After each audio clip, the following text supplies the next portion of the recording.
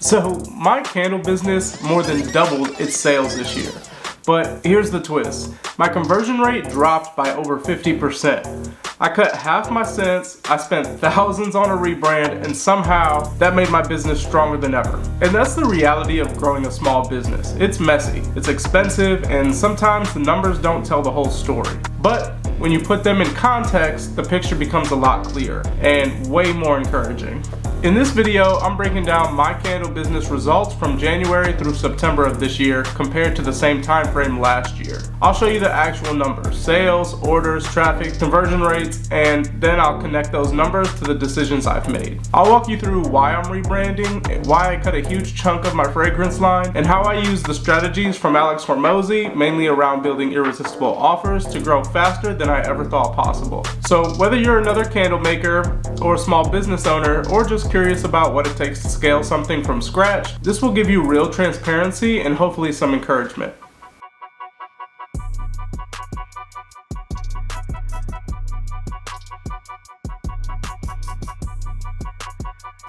So let me back up for a second. When I started this company, I didn't have investors, a big budget, or a team. It was just me in my kitchen, melting wax, pouring jars, and trying to make labels that didn't look like a school project. At first, my only real wins came from craft fairs and vendor events. That's where people smelled the candles, talked with me, and decided to buy. Online though, it was almost dead. I'd post, I'd run an ad here and there, and sometimes I'd go a week without a single order. That's the grind most small businesses live in, unfortunately.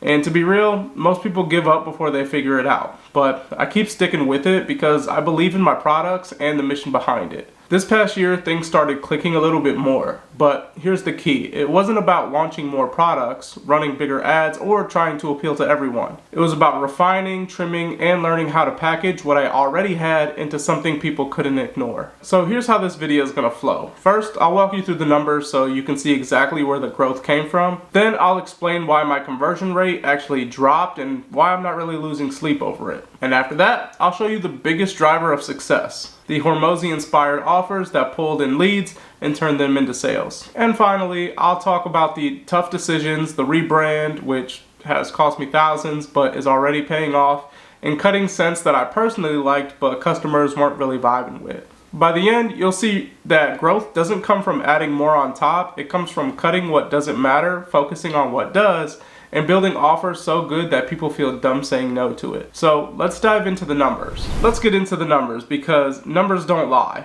but they also don't tell the whole story unless you dig into what they actually mean. So let's start with my gross sales. This is the first big one. Gross sales are up 104% compared to the same time last year. And that didn't mean I just grew a little bit. I more than doubled revenue. Now that sounds great on paper, but here's the important part. This didn't happen just because I magically got more customers out of nowhere.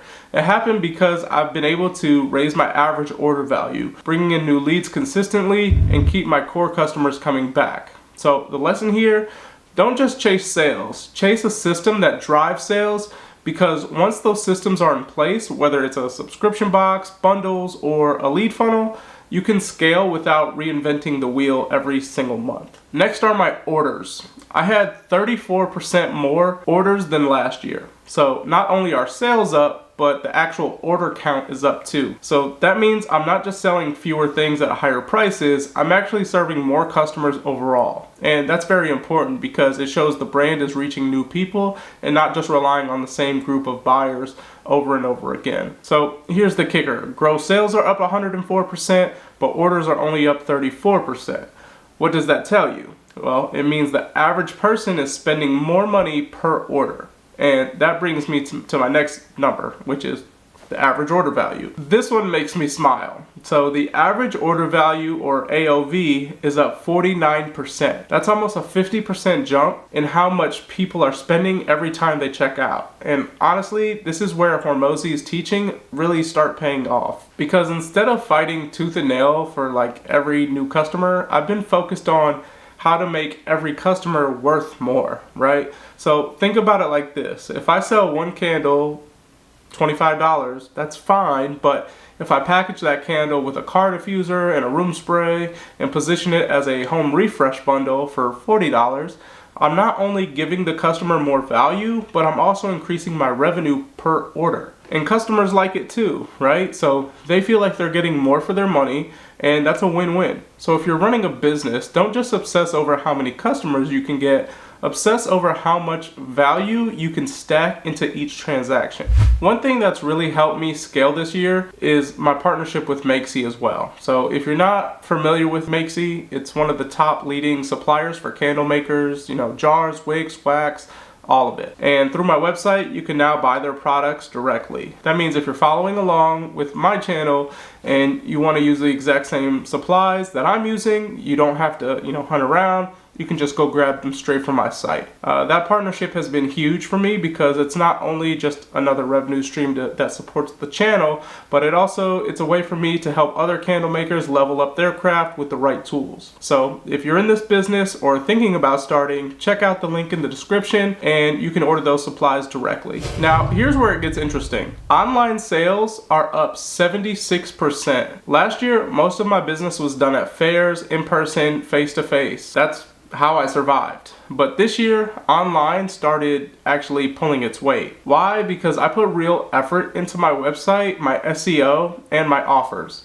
I didn't just treat my website like a digital business card, I treated it like a store. A store that needed attention, testing, and optimization. And it still does, don't get me wrong. And the results start showing. More people are finding me online, more people are buying, and it's giving me revenue that doesn't require me to physically be at a booth every weekend. And that's creating a lot more freedom for me. Now, don't get me wrong, fairs and pop-ups still matter. My POS sales are up 30% compared to last year. So that shows me two things. I'm still consistent with in-person selling, and the brand is strong enough to win people over face-to-face. But notice the difference. Online sales grew 76%, while POS only grew 30%. That gap tells me the shift is happening, right? Online is becoming more of my main driver, and that's exactly what I want if I plan on scaling bigger. So this number is crazy. Website sessions are up 214%. That's more than tripling my traffic. Sounds awesome, right?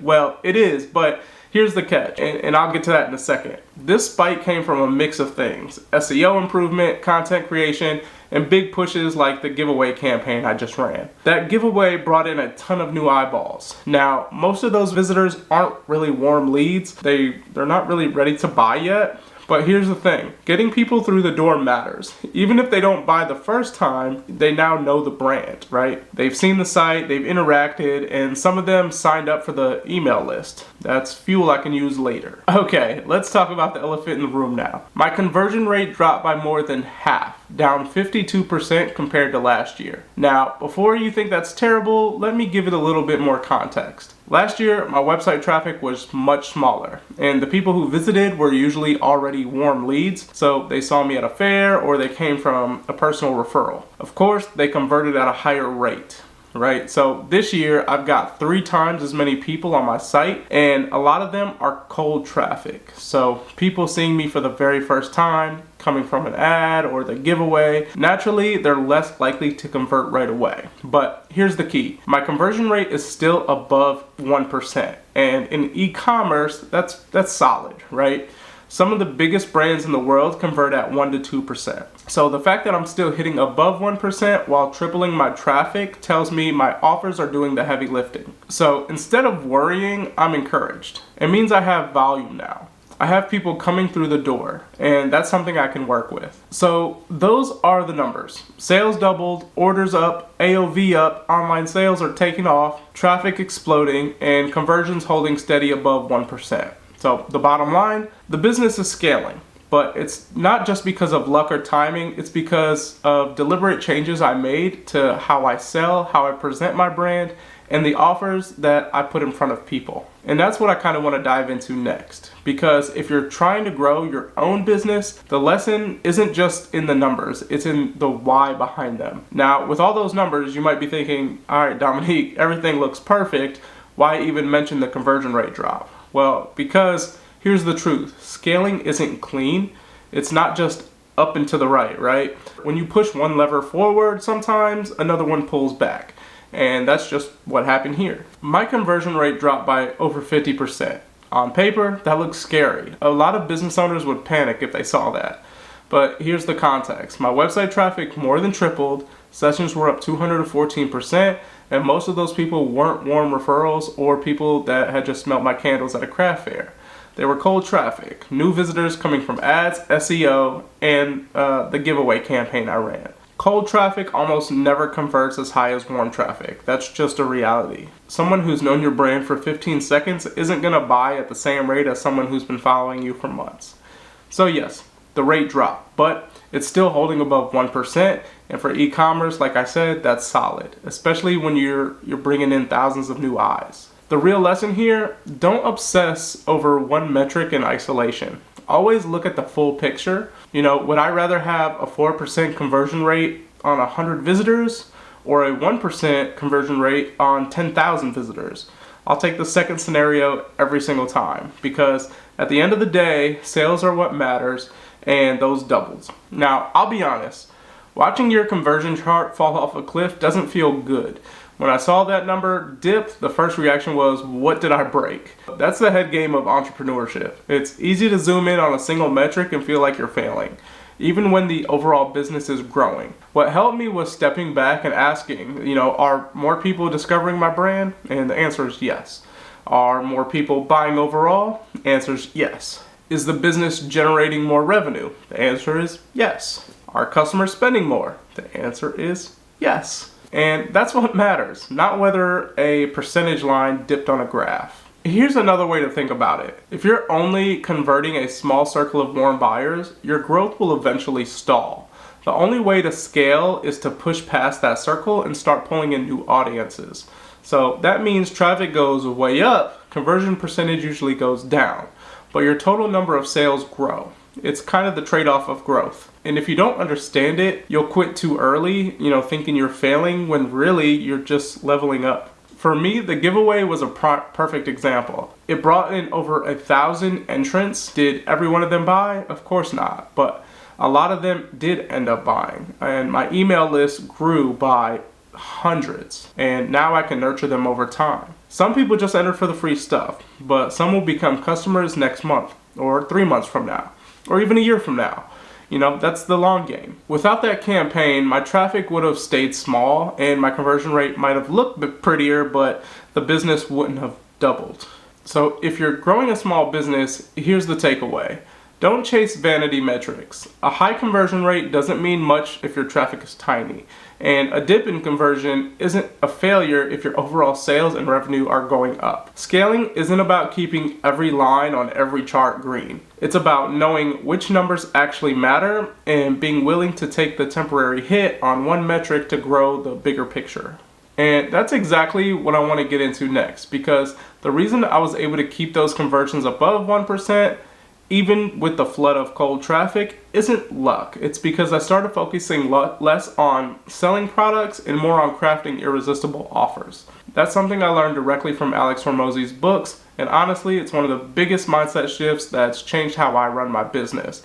And I know you guys have probably heard me talk about it a little bit, but let's talk about that a little bit more. How irresistible offers are fueling this growth, and how you can use the same idea to grow your own business. So here's the truth. The reason I was able to grow even with colder traffic isn't because I launched more scents, ran bigger ads, or tried to be everywhere at once.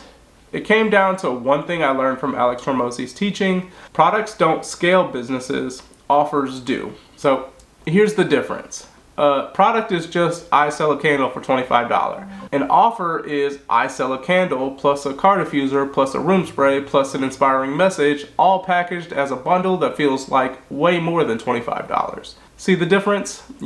One is just a thing. The other is an experience with stacked value. And that's what people pay for. This was a massive mindset shift for me. I used to think if I just make more sense, people will buy. But the truth is, people don't want more options. They want the right option that feels like it solves their problems, gives them joy, or makes them feel like they're getting a deal they can't refuse. A perfect example is the giveaway I ran, right? I didn't just say, win a candle. I said, win 4 candles, a room spray, a perfume, 2 car diffusers, and a $100 gift card to my store. And even the runner-ups get $25 gift cards. That's an offer. It's not about one product, it's about stacking so much value that people feel silly not signing up. And guess what? I had over 1,200 people that did. That's 1,200 new leads that know my brand, got excited about my products, and joined my email list. Did all of them buy? Absolutely not. But a chunk of them did, and the rest I can nurture over time with emails, content, and retargeting. That's the power of offers. They don't just generate sales, they generate momentum. Same with how I package products. I can sell one candle for $25, or I can package a candle, car diffuser, room spray together as a home refresh bundle for $40. The customer gets more value, I get a higher average order value, and everybody wins. Or my subscription box, where instead of a one-time purchase, customers can sign up and get something every month.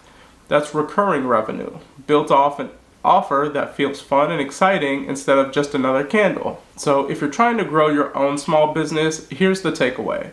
Stop thinking about how to sell more stuff and start thinking about how to craft offers that people can't resist. Ask yourself, how can I stack value in a way that feels like a no-brainer? How can I package products so they feel like a complete solution instead of an individual item? How can I make the customer feel like they're getting more for what they paid for? That's how you stop fighting for every single sale and start building real momentum. Now, I know a lot of you are watching our candle makers yourselves, and maybe you're still in that stage I used to be in, making candles for fun, selling a few here and there, but not really sure how to turn it into an actual business.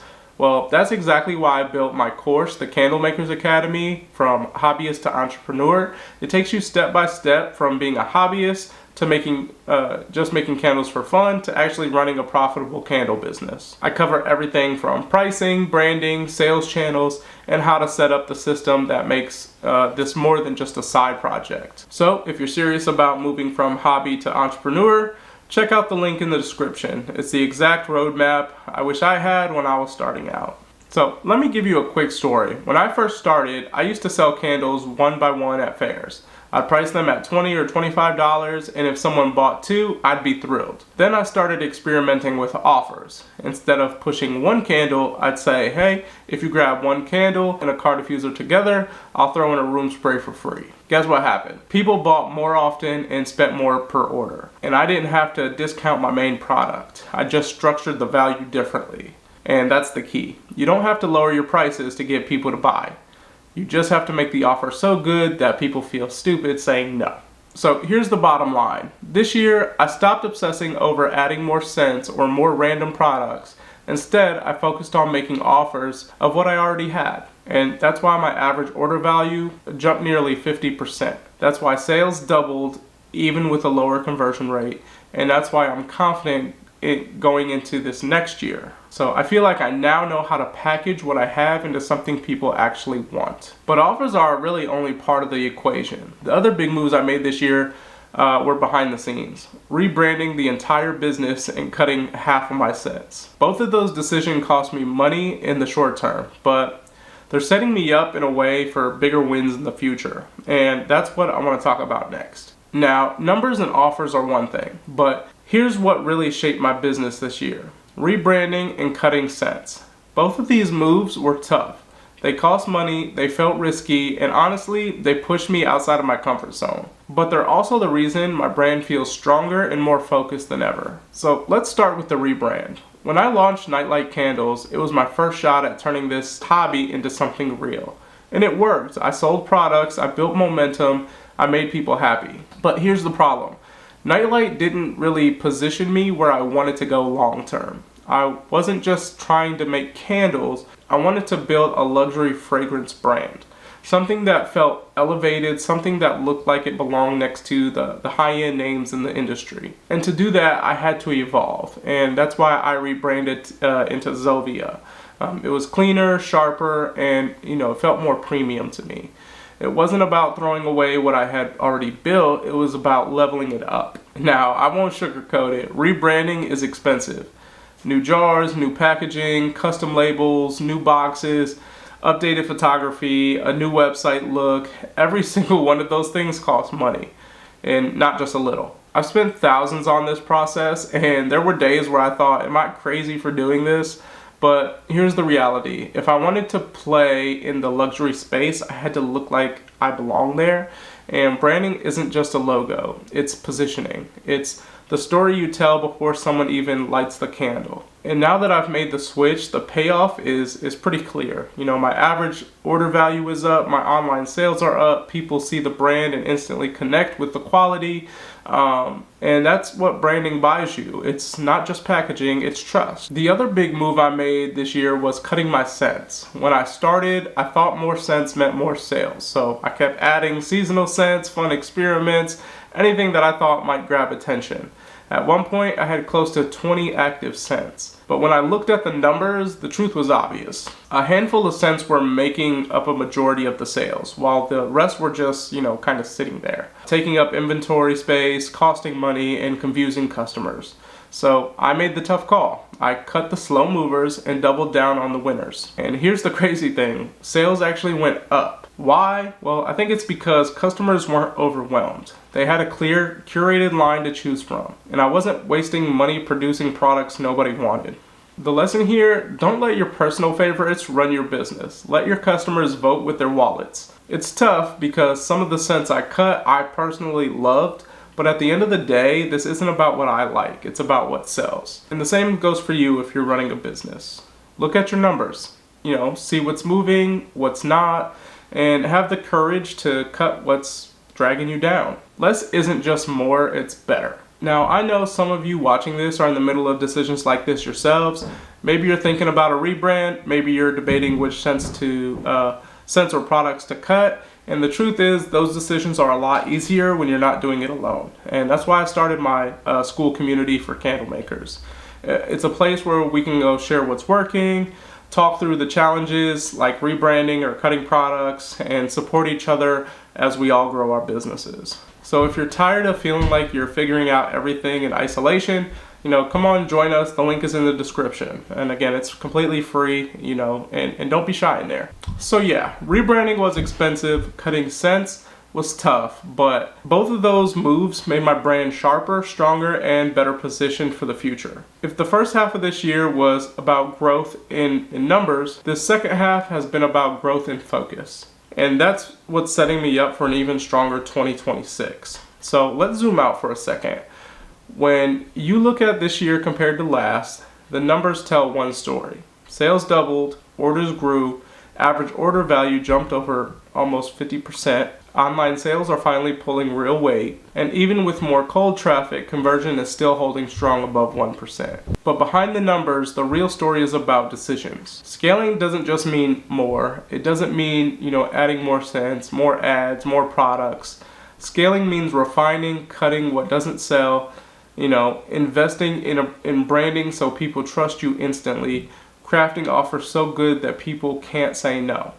And sometimes it means making decisions that don't feel good in the moment, like, dropping scents you love or spending thousands of dollars on packaging before the payoff shows up. But those are the decisions that separate a hobby from a business. I'm proud of where the brand is right now, not because it's perfect, because, it's always evolving.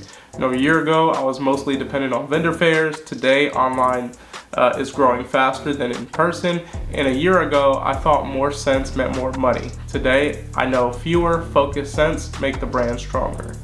And a year ago, I didn't fully understand how to use offers to drive sales. Today, it's one of the biggest levers in my business. So if you're a small business owner watching this, here's what I want you to take away. You don't have to have it all figured out. You just have to be willing to learn, adjust, and make the hard calls when the numbers tell you to. Don't get stuck in the trap of thinking growth means doing more. Real growth often comes from doing less, but doing it better. So what's next for me? Well, now that the rebrand is live for the most part and the scent line is streamlined, my focus is in two things: retention, turning first-time buyers into repeat customers through better email flows, better customer experience, and offers that keep people coming back. And then wholesale and partnerships. Growing into more boutiques, more retailers, and scaling beyond just direct to consumer. The foundation is here. The numbers are proof. Now it's about stacking consistency on top of that foundation. So if you've been watching this and you're also trying to grow your candle business, or really any small product business, don't just watch from the sidelines. Get plugged into the tools and the community. That's why I've partnered with Makesy to bring you the same supplies I use. That's why I built the Candle Makers Academy, from hobbyist to entrepreneur, to give you a roadmap. And that's why I launched the school community. So you're not doing this journey alone. And again, all those are linked in the description. At the end of the day, I'm just a guy who started melting wax in my kitchen.